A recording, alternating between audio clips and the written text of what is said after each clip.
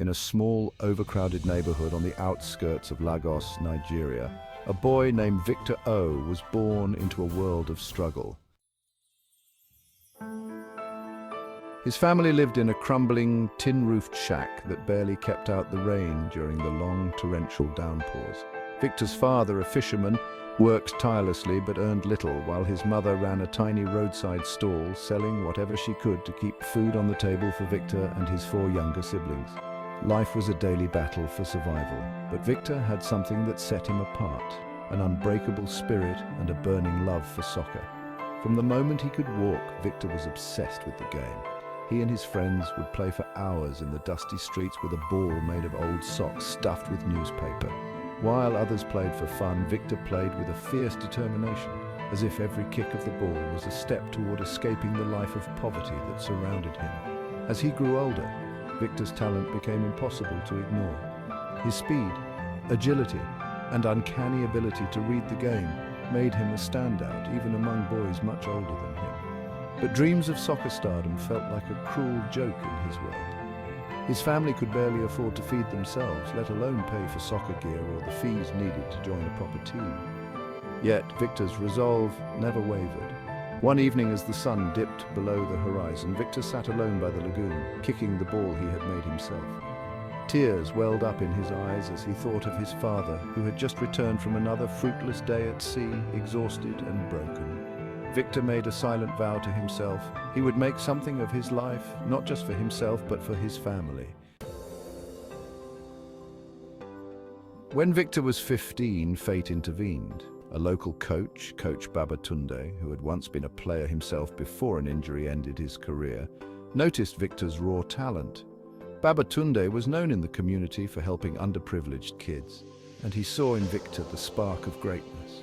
He approached Victor one day after watching him play and offered him a spot on his youth team, free of charge. Victor's family was overjoyed, and for the first time, Victor felt like his dream was within reach. But the path to success was far from smooth. As Victor trained with Babatunde's team, his talent flourished, but so did the pressure.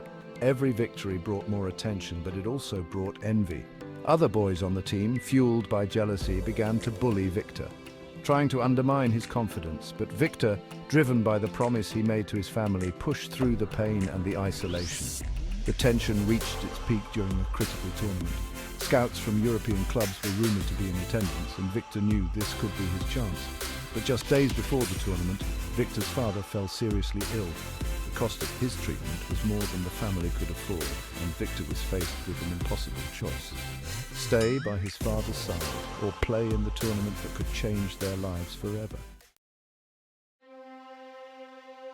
Torn between his love for his father and his dream, Victor made the painful decision to play. He believed that, if he succeeded, he could earn enough money to save his father and lift his family out of poverty for good. The night before the match, Victor sat by his father's bedside holding his hand. His father, weak but proud, told Victor to follow his dream, no matter what happened. The day of the tournament arrived, and Victor played like a man possessed. He scored goal after goal, each one a tribute to his father. The scouts were amazed, and after the final whistle blew, Victor was approached by several agents who promised him a future in Europe.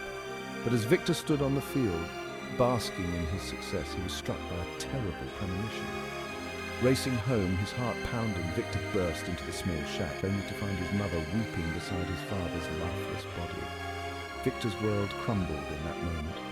The man who had been his anchor, his hero, was gone. Overwhelmed by grief and guilt, Victor felt as though he had betrayed his father by not being there in his final moments. The weeks that followed were a blur of sorrow and confusion. Victor was offered a contract with a top European club, but he was too consumed by grief to care. It was only his mother's gentle urging that brought him back to his senses. She reminded him of the promise he made to his father and the sacrifices they had all endured for his dream.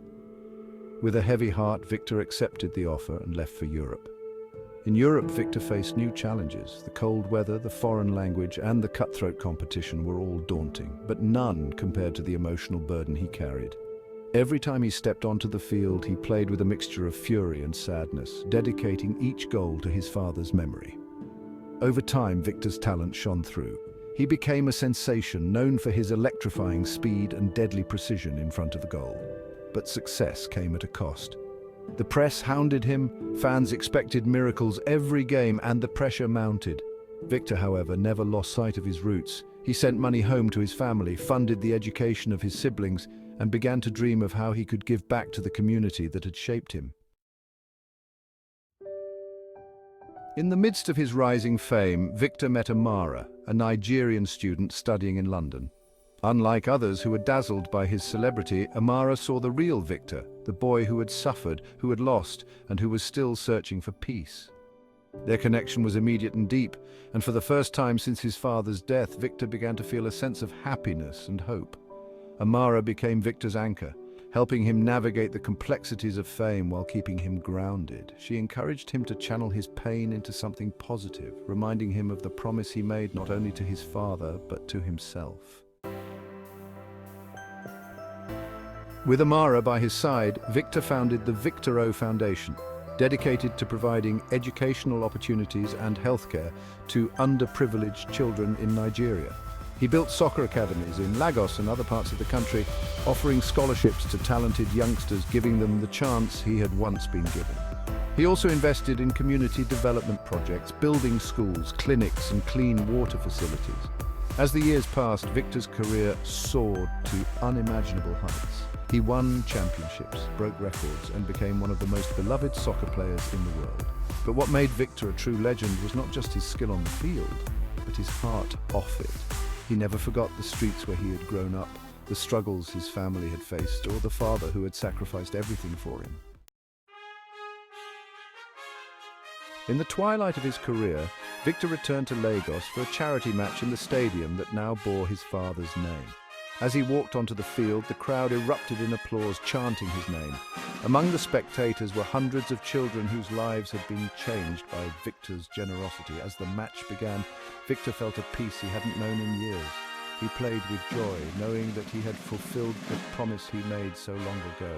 He had not only risen above his circumstances, but had lifted countless others with him. After the match, Victor stood in the center of the field, looking out at the sea of faces, and felt the presence of his father beside him.